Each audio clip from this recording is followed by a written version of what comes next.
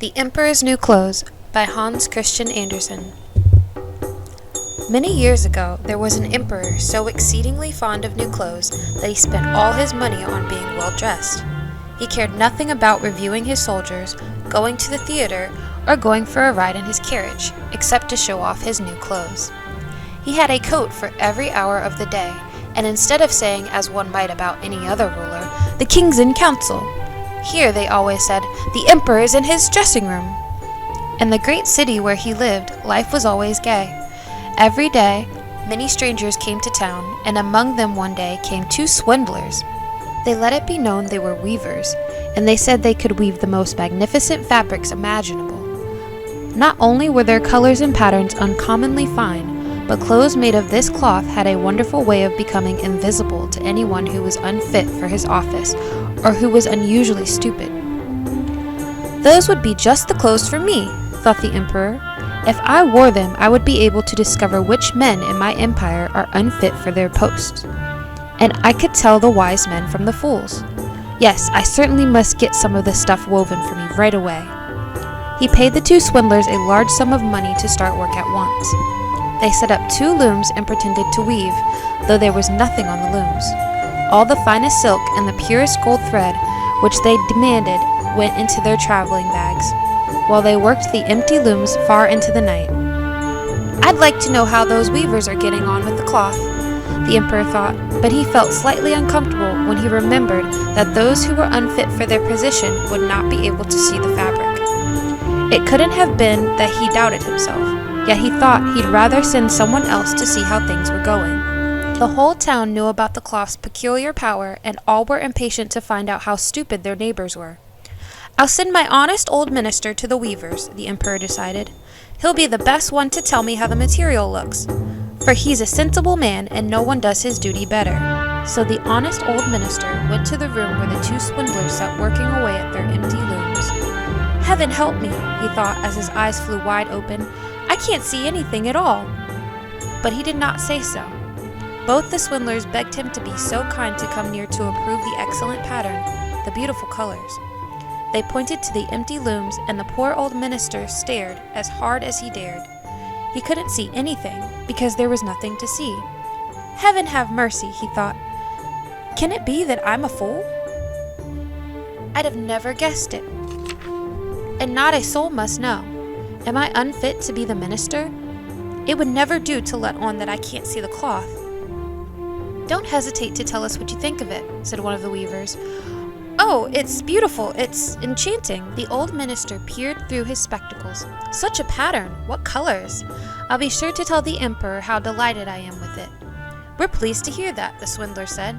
They proceeded to name all the colors and to explain the intricate pattern.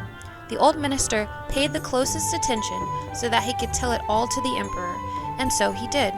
The swindlers at once asked for more money, more silk and gold thread, to get on with the weaving, but it all went into their pockets. Not a thread went into the looms, though they worked at their weaving as hard as ever. The emperor presently sent another trustworthy officer to see how the work progressed and how soon it would be ready.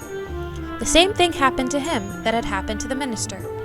He looked and looked, but as there was nothing to see in the looms, he couldn't see anything. "Isn't it a beautiful piece of goods?" the swindlers asked him, as they displayed and described their imaginary pattern. "I know I'm not stupid," the man thought, "so it must be that I'm unworthy of my good office. That's strange. I mustn't let anyone find it out, though." So he praised the material he did not see. He declared he was delighted with the beautiful colors and the exquisite pattern. To the emperor he said, "It held me spellbound." All the town was talking of this splendid cloth, and the emperor wanted to see it for himself while it was still in the looms. Attended by a band of chosen men, among whom were his two old trusted officials, the ones who had been to the weavers, he set out to see the two swindlers. He found them weaving with might and main, but without a thread in their looms. "Magnificent," said the two officials already duped. "Just look, your majesty, what colors, what a design." They pointed to the empty looms, each supposing that the others could see the stuff. "What's this?" thought the emperor. "I can't see anything. This is terrible. Am I a fool? Am I unfit to be the emperor? What a thing to happen to me, of all people." "Oh, it's very pretty," he said. "It has my highest approval," and he nodded approbation at the empty loom. Nothing could make him say that he couldn't see anything. His whole retinue stared and stared. One saw no more than another, but they all joined the emperor in exclaiming, "Oh, it's very pretty," and they advised him to wear clothes made of this wonderful cloth, especially for the great procession he was soon to lead. Magnificent, excellent, unsurpassed were bandied from mouth to mouth, and everyone did his best to seem well pleased. The emperor gave each of the swindlers a cross to wear in his buttonhole, and the title of Sir Weaver. Before the procession, the swindlers sat up all night and burned more than 6 candles to show how busy they were finishing the emperor's new clothes. They pretended to take the cloths off the loom. They made cuts in the air with huge scissors, and at last they said, "Now the emperor's new clothes are ready for him." Then the emperor himself came with his noblest noblemen, and the swindlers each raised an arm as if they were holding something. They said, "These are the trousers, here's the coat, and this is the mantle," naming each garment. All of them are as light as a spider web. One would almost think he had nothing on, but that's what makes them so fine.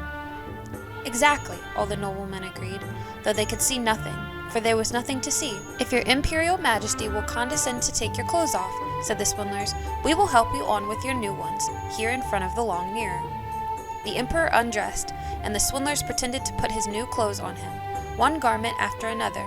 They took him around the waist and seemed to be fastening something. That was his train, as the emperor turned round and round before the looking-glass.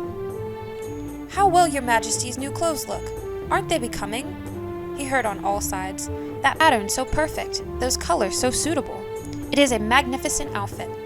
Then the minister of public processions announced, "Your majesty's canopy is waiting outside."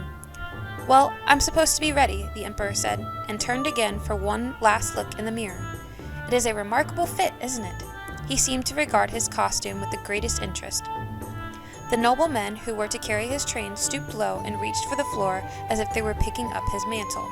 Then they pretended to lift and hold it high. They didn't dare admit they had nothing to hold. So off went the emperor in procession under his splendid canopy. Everyone in the streets and the windows said, "Oh, how fine are those emperor's new clothes! Don't they fit him to perfection? And see his long train?" Nobody would confess that he couldn't see anything, for that would prove him either unfit for his position or a fool. No costume the emperor had worn before has ever seen such a complete success. "But he hasn't got anything on," a little child said. "Did you ever hear such innocent prattle?" said its father, and one person whispered to another what the child had said. "He hasn't anything on. A child says he hasn't anything on, but he hasn't got anything on," the whole town cried out at last. The emperor shivered, for he suspected they were right, but he thought, "This procession has got to go on," so he walked more proudly than ever, as his noblemen held high the train that wasn't there at all. The end. Well, that was an interesting story for me to read, and it was very entertaining. That was the first time that I've read that.